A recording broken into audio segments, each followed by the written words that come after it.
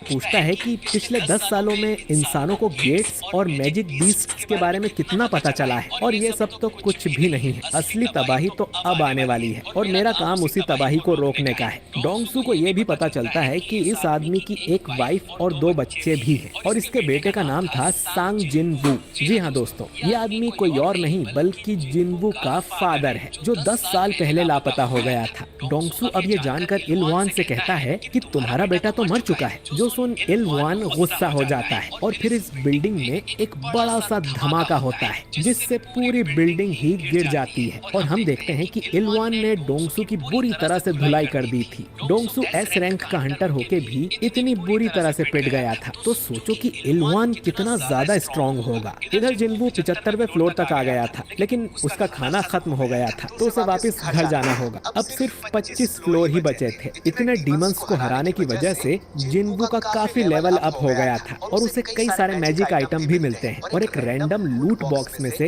एक और डंजन की मिलती है। एलिक्सर ऑफ लाइफ बनाने के लिए 3 में से 2 इंग्रेडिएंट्स तो उसे मिल गए हैं और जब वो अगली बार आएगा तो उस तीसरे इंग्रेडिएंट को भी हासिल कर लेगा जो कि 100वें फ्लोर पर है। इसके बाद जिनवू डीमन डंजन से बाहर आ जाता है। अगली बार उसका सामना डीमन मोनार्क से होने वाला है, तो उससे लड़ने के लिए जिनवू को पूरी तरह से तैयार रहना पड़ेगा और लेवल अप करने के लिए उसे और भी स्ट्रॉन्ग मॉन्स्टर्स को हराना होगा। लेकिन क्योंकि आधार कार्ड में वो सिर्फ ई रैंक का हंटर है तो वो हाई रैंक वाले डंजन्स में नहीं जा सकता। जिनवू सोचता है कि वो अपनी पावर को अब और नहीं छुपा सकता और उसे जाकर अपनी रैंक दोबारा चेक करवानी चाहिए जिससे उसकी रैंक बढ़ जाए और वो हाई रैंक वाली रेड्स में जा सके। अगले दिन हंटर एसोसिएशन में हम ह्यून को देखते हैं जो कि यहाँ से अच्छे हंटर्स को अपनी कंपनी में भर्ती करने आया था। जैसे अच्छे नंबर वालों को कॉलेज में ही प्लेसमेंट मिल जाती है, ठीक वैसे ही अच्छी रैंक वालों को गिल्ड वाले यहीं से भर्ती कर लेते हैं। तभी उसकी नजर जिनवू पर जाती है और वो तुरंत बेक को कॉल करके बताता है कि जिनवू यहाँ अपनी रैंक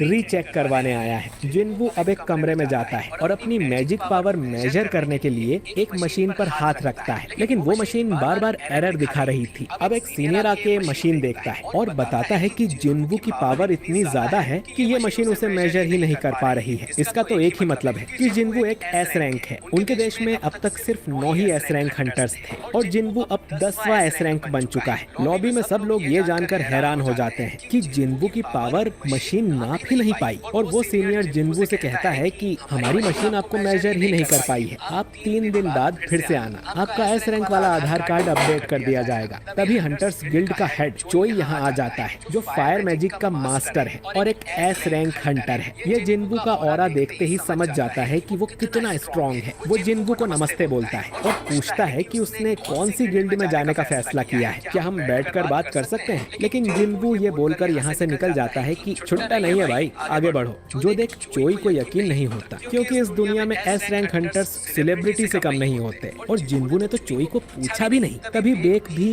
भागते हुए यहाँ आता है और उसे देख चोई समझ जाता है कि ये भी जिनवू को भर्ती करने आया है। जिनवू अपनी मदर से मिलने हॉस्पिटल जाता है और प्रॉमिस करता है कि वो जल्द ही उन्हें ठीक कर देगा। बाहर निकलते ही उसे जिनचुल मिलता है जो बताता है कि हंटर एसोसिएशन के चेयरमैन गोगन ही उससे मिलना चाहते हैं। गन ही इस देश के पहले एस रैंक हंटर थे और 80 साल के होने के बाद भी वो जिनवू जितने पावरफुल हैं। गन ही जिनवू को एस रैंक मिलने पर बधाई देते हैं और जिनवू को सीधा हंटर एसोसिएशन में जॉब ऑफर करते हैं। दोस्तों, जो 5 प्राइवेट गिल्ड्स हैं वो हंटर एसोसिएशन के अंडर ही आते हैं। मानो कि गिल्ड प्राइवेट कॉलेज है और एसोसिएशन सरकारी यूनिवर्सिटी। जिनवू को सीधा सरकारी नौकरी मिली थी जिससे उसकी लाइफ सेट हो जाएगी और तगड़ा दहेज भी मिलेगा। लेकिन सरकारी नौकरी में ज्यादा काम करना होता नहीं है। जिनवू तो लेवल अप करने के लिए हाई रैंक डंजन्स में जाना और मॉन्स्टर्स को मारना चाहता है, इसीलिए वो गन ही के ऑफर को मना कर देता है और गन ही उसके फैसले की इज्जत करते हुए उसे जाने देता है। इधर डोंगसू हॉस्पिटल में पड़ा हुआ था। उसका चीफ आकर पूछता है कि वो इलवान कोई मैजिक बीस्ट था क्या, जिस पर डोंगसू बोलता है कि मेरी हालत देखकर क्या लगता है। चीफ बताता है कि हम उसे ढूंढ रहे हैं, लेकिन जिसने तुम्हारी धुलाई कर दी उसे कोई और तो क्या ही पकड़ पाएगा। डोंगसू को याद आता है कि इलवान ने उससे कहा था कि तुम्हारी भलाई इसी में है कि मेरे परिवार से दूर रहो, नहीं तो मौत भी तुम्हें मुझसे नहीं बचा